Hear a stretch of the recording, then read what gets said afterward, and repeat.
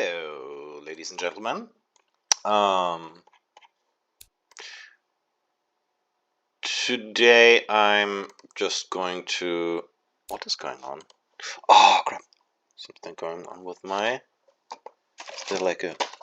What's going on? Why can't I just? Okay. Yeah. Sorry. Today I'm gonna just talk about undercarriages, undercarriages, undercarriages, because people have been asking me about this. Um, like, how do you do that? How do you do the undercarriage?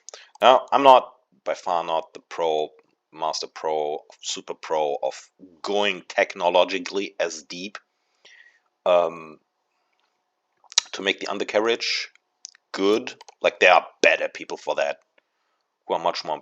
There are generally people who are much more impressive than me. I must admit.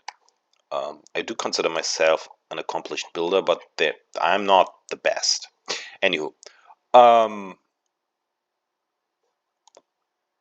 how do I start? Basically, what you need to do first is decide what kind of undercarriage you have. Like, okay, ladder frame. So you might want to add in a ladder. Then need to ask yourself, how do you want to use the ladder, like the basic? Do you want to use this, which I do, the basic UI chassis, which I like because it's a freaking ladder. It's fine. You know what I mean? Like, I can just build around it. That's another thing. And that counts for anything you build. How much effort do you want to invest, right? I like to invest effort, but maybe you want to invest less effort. Then this build should not be what you should be aiming for. So I'm just going to show what I did. What I always do is I start clearing the drivetrain this year by I use several techniques. One of my most abused piece for this is this. Oh, it's not locked. I use this because it has a bend in it. It has structure. Not structure. What's it called? I mean, it's structural. That's why those cars have these folds in the metal, so that it bends less easily. What's it called? Texture. There you go. It has texture, so you can just use this, for example, to make a tunnel here, and it will look made out of metal and everything. And then just go from, it would end. I would, of course, try to have this as tight as possible, and then just use pieces to connect this here. I would do that in 3D, which I did here. In this case, I thought to myself, 50s car, I don't want to make it too sophisticated. Also, I didn't want to, because I like to, this is probably wrong, to be honest. I wanted to end there, incorporate the ladder and then not have it bend around here just to bend it around. You know what I mean? So I just made the U shape wider to incorporate the ladder frame. Anyways, I like this greeble pack for this, by the way, because there's stuff that just has texture. Yeah, look, it looks like it's welded or something, and it's structural and hard. And also gives you opportunity to make a gas tank. Anywho, the most important thing is just basically that you try to cover everything, and it's hard to explain how do you make anything. It's hard to explain. I can just show you, but for that I actually have the tutorials where I explain stuff like this. Maybe I should do another tutorial, but for a car as big and complex as this, that would be a huge tutorial, and And considering the amount of interest there is to watch an entire tutorial for a car that I made last year or so, I'm not going to do that, you know, like work for 15 minutes on this, which when I have to think hard on how to do the next thing, I sometimes just linger for minutes, for an hour, just sitting there. What do I do next, right? So a build as detailed as this, I will never make a tutorial for, I think. It's just stupid. Like, that's why I made this tutorial where it's just the tutorial for tutorial's sake to show techniques, because you can't really make a coherent build while explaining something. So it was an incoherent build, but I tried to show techniques, right? And the only technique here really is just trying to cover everything, you know? Things that should be, again, either use the basic chassis or hide the chassis, right? Because that is annoying, that you don't need that. Again, I make many cars with leather frames, and the great thing about that, I don't have to worry about the connection here, because the leather frame, the basic chassis has this connect to the frame by itself, right? But I made cars with their own leather chassis. Yeah, it's really just it. I try to cover everything.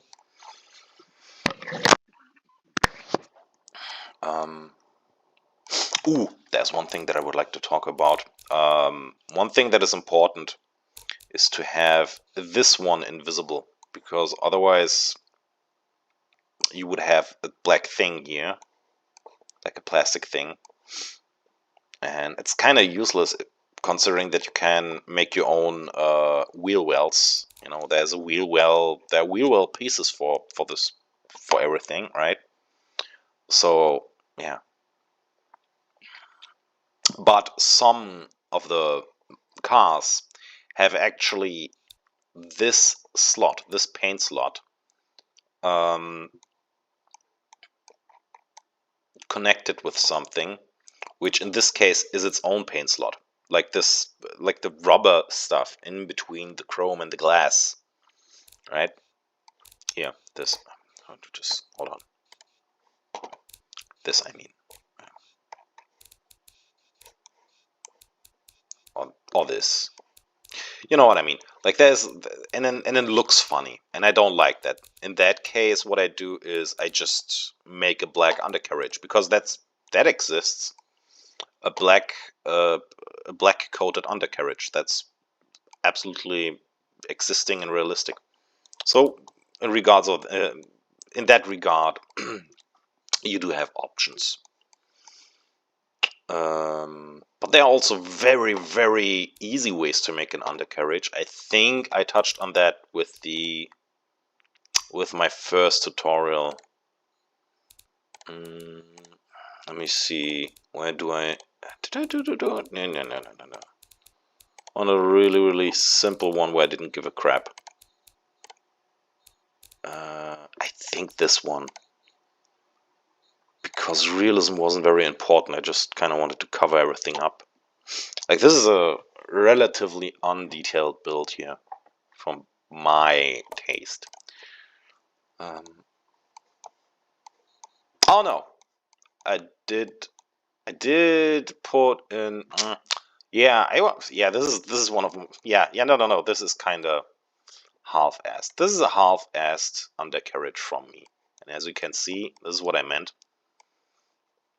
Usually, I would make this narrower, but I thought, fuck it with this, because it's like a meme, and that's all it's supposed to be. I might have to, because this car is supposed to have tire. No, God damn it! They updated everything, and now things are different and need to be reworked. But yeah, gas tank. Always make a gas tank somewhere, because that would be visible from below. Um,